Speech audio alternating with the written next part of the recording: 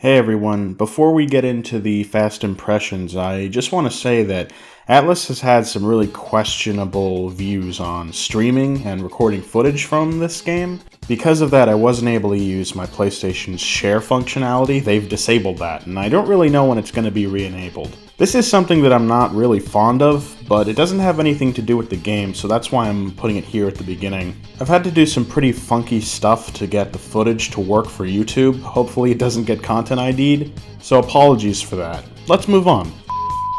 After what I can only assume is an excruciating wait for longtime fans, Persona 5 finally came out earlier this year, and as you might have heard, it's pretty damn good.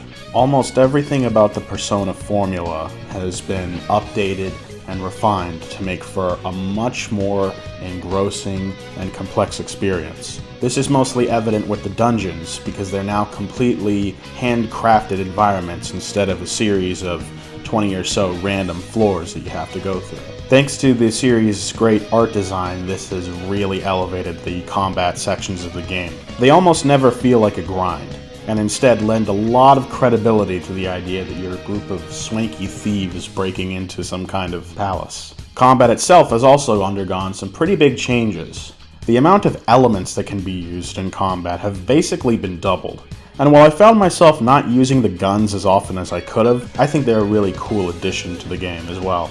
Also, seeing the series go back to its roots and have the summonable demons actually be the enemies that you can fight and recruit is something I was really happy to see. The proper negotiation system feels like a more thoughtful mechanic than just having a minigame at the end determine what personas you get. And the art team has done a fantastic job taking the images that were used for the demons and turning them into 3D models that look almost identical from certain angles. I could probably go on about the art for a long time. You're probably not going to play a video game that looks this stylish, that has this much personality in the animations, camera work, UI, and of course music, which is once again really great stuff. But there were a few things about the graphics that did irk me here and there. This really doesn't look like a PS4 game, and I think that can be attributed to the very long development cycle more than anything. There's a lot of textures in the civilian environments that don't look good if you stare at them too long. Some of the backdrops and cutscenes appear to be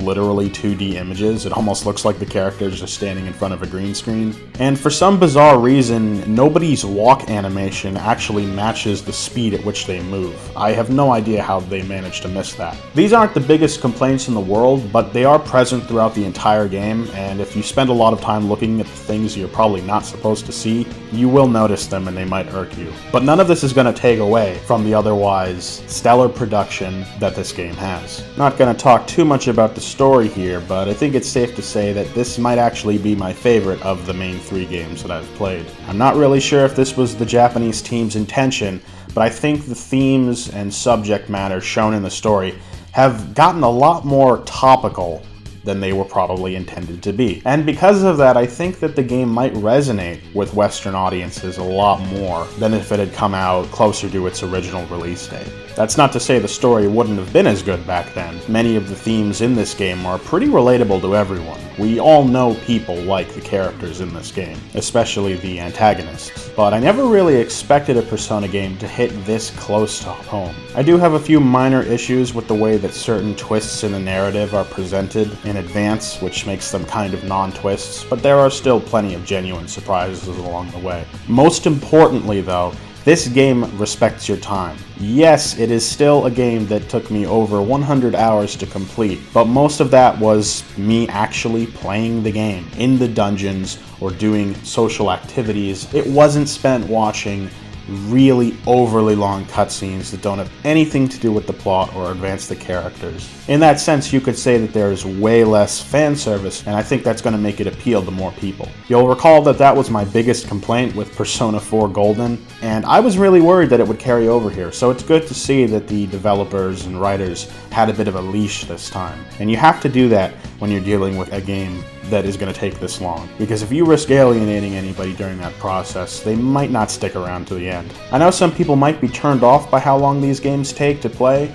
but you don't really have to play for terribly long sessions. You can get in, play for an hour or two, take a break, but if you were able to really be brought in like I was, you'll probably just play for too long anyway. I think everybody who owns a PS4 should probably check this out if you have any inclination towards Japanese RPGs or Japanese games in general. You really have no reason to not look into this. You don't need to be a longtime fan of Persona or Shin Megami Tensei to get into this. This is actually a really good place to start. Since a lot of the original developers of the series are moving on now that Persona 5 is done, this might be the last game in this little series that we're getting for a while. And while I fully expect Atlus to try to milk the hell out of it by producing all sorts of spin-off games that I'm not really sure I'd be interested in playing, I can't wait to see what their next project is whenever that gets announced. And hey, there's a huge backlog of games in the SMT brand that you can check out as well for all sorts of systems. I can't vouch for the quality of all of them, but what I can say is that Persona 5 is a must-see for the year. There's almost no RPGs like it on the market, and I think that's a bit of a shame. So give the game a chance, and maybe you'll see how exciting being a Phantom Thief can be. Just remember that Atlus won't let you record the game with your PS4 for some reason. Maybe write him a letter complaining about that. It's kinda dumb.